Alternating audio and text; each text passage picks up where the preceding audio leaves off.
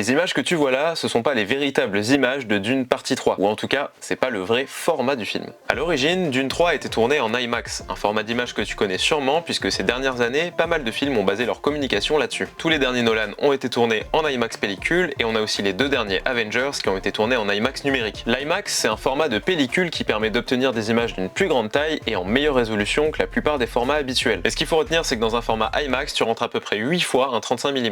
Donc évidemment, c'est plus qualitatif. Mais alors, est-ce que c'est mieux? Bah oui. C'est un peu comme avoir un débat, c'est mieux la 720p ou la 4K. Puis quand tu compares l'image tournée en IMAX et celle projetée en 35 mm, bon bah oui, effectivement, t'as l'impression de t'être fait voler. Mais alors du coup, pourquoi on projette pas tout en IMAX? On l'a vu, le format d'image est plus grand. Donc si tu veux le projeter, il faut des écrans plus grands.